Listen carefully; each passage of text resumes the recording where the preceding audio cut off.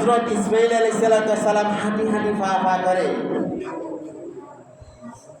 যখন তিনি চলতে শুরু করেছেন, টুকটাক কিছু কাজ করার মতো সক্ষমতা অর্জন করেছেন, তখন আল্লাহ তাআলা হযরত ইব্রাহিম আলাইহিস সালামকে অর্ডিন্যান্স জারি করেন, ইব্রাহিম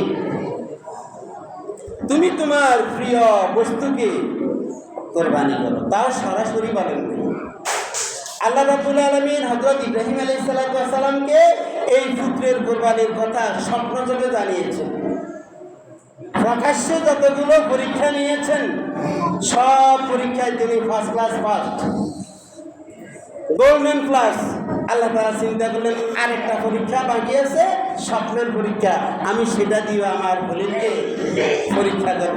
সেই পরীক্ষা তো তিনি পাস করবেন। যখন তিনি স্বপ্নে দেখেছেন তার পুত্রকে কোরবানি করতে হবে, তিনি তখন সেই বাইতুল্লাহ আবার চলে গিয়েছেন। চলে গিয়ে ছেলেকে বললেন, বাবা আমি স্বপ্নে দেখেছি আমি তোমাকে কোরবানি করছি, এখন তোমার মত। দেখেন, অন্য কোনো সন্তান হলে বলতো আমি জন্মগ্রহণ করার পরে আমার মা সহকারে আমাদেরকে এমন জায়গায় রাখি গেছেন যেখানে কোনো গাছ নাই, পালা নাই, মানুষ নাই, বসতি নাই, কিচ্ছু নাই। এখন আমি একটু বড় হয়েছি, কাজকর্ম করার মতন বয়স হয়েছে, এখন আপনি আমাকে আবার কোরবানি দিতেন স্যার? ইসমাইল কি সে কথা বলেছে? বলেনি। ইসমাইল বলেছেন, হে আমার বাবা, আল্লাহ তাআলা আপনাকে যে নির্দেশ দিয়েছে সেটা আপনি বাস্তবায়ন করুন, আমাকে আপনি ধৈর্যশীলদের মধ্যে পাবেন। ওই যে আল্লাহ তাআলা বলেছেন, ফাবাশশারনাহু বিগুলামিন হালিম, আমি তাকে এমন সন্তান দিয়েছি যে সন্তান হচ্ছে ধৈর্যের পরাকাষ্ঠা। আল্লাহ তাআলা পবিত্র কোরআনে এই কথাগুলো জানিয়ে দিয়েছেন। فلما بلغ معه السعي قال يا بني إني أرى في المنام أني أذبحك فانظر ماذا ترى। যখন ওই ছেলেটা অর্থাৎ ইসমাঈল আলাইহিস সালাম টুকটাক কাজ করার মতো বয়সে উপনীত হলো, তখন তার পিতা তাকে গিয়ে বলল, আমি স্বপ্নে দেখেছি আমি তোমাকে জবাই করছি, এখন তোমার ওপিনিয়ন কি, তোমার মতামত কি, তুমি কি বলবে? قال يا أبت افعل ما تؤمر ستجدني إن شاء الله من الصابرين।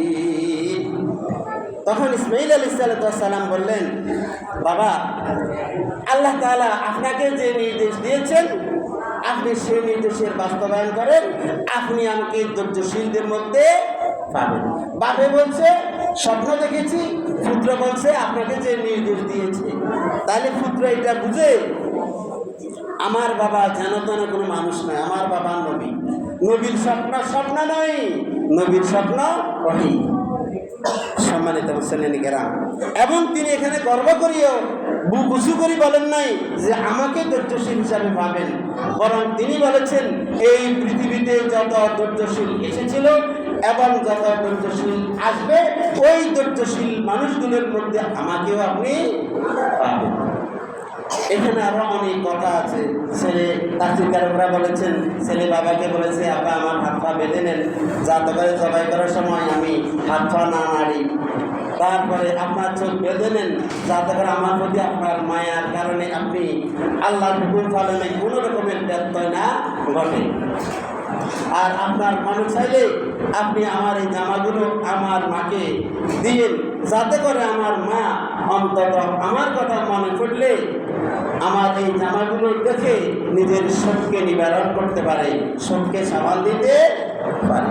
পিতা পুত্র রেডি, ছেলেকে ভোট করে শোয়াইল এবং জবাই করতে যাচ্ছে। আল্লাহ বলেন, ফালাম্মা আসলামা ওয়া তাল্লাহু লিল জাবিন, তারা দুজনেই আত্মসমর্পণ করল। ফালাম্মা আসলামা, তারা দুজনেই আমার হুকুমের কাছে, আমার বিধানের কাছে, আমার নির্দেশের কাছে আত্মসমর্পণ করলো। ওয়া তাল্লাহু লিল জাবিন, এবং সন্তানটাকে জবাইয়ের জন্য সহায় ফেলেছে। ওয়া নাদাইনাহু আইয়া ইব্রাহিম, তখন আমি ডাক দিলাম, দিলাম, হে ইব্রাহিম। কে বলছেন? আল্লাহ বলছেন, আমি তখন ডাক দিলাম, হে ইব্রাহিম, কাদ সাদ্দাকাতার রুইয়া, তুমি তোমার স্বপ্নকে বাস্তবায়ন করেছ। ইন্নাকা যালিকা নাজজিল মুহসিনিন, আমি এইভাবে মুহসিনদেরকে, সৎকর্মপরায়ণদেরকে পুরস্কৃত করে থাকি। বর্ণনা আছে, যখন তিনি সন্তানকে জবাই করতে যাবেন, তখন জিবরাইল আলাইহিস সালাম বললেন, আল্লাহু আকবার। নির্জন স্থানে যখন আল্লাহু আকবার শব্দ শুনলেন, ইব্রাহিম আলাইহিস সালাম বললেন, আল্লাহু আকবার। জিবরাইল আলাইহিস সালাম আবার বললেন, লা ইলাহা ইল্লাল্লাহু আল্লাহু আকবার। যখন জিবরাইল আলাইহিস সালাম এই কথা বললেন, ইব্রাহিম আলাইহিস সালাম চোখ খুলে দেখতে পেলেন জিবরাইল আলাইহিস সালাম সুন্দর একবারে হৃষ্টপুষ্ট একটা দুম্বা নিয়ে হাজির। তখন তিনি বললেন, ওয়ালিল্লাহিল হামদ, সকল প্রশংসা আল্লাহর জন্য। তখন জিবরাইল আলাইহিস সালাম বললেন, আল্লাহ তাআলা বলেছেন আপনার ছেলেকে ছেড়ে দেওয়ার জন্য আর এই দুম্বাকে কোরবানি করার জন্য। তাইলে দেখেন, পুরস্কৃত হয়ে গেছে। ইন্নাকা যালিকা নাজজিল মুহসিনিন, আল্লাহ বলেন এভাবেই আমি মুহসিন বা সৎকর্মপরায়ণদেরকে পুরস্কৃত করি। ইন্না হাযা লাহুয়াল বালাগুল মুবিন, এই পরীক্ষা ছিল একেবারে কঠিন পরীক্ষা, প্রকাশ্য পরীক্ষা, অগ্নি পরীক্ষা।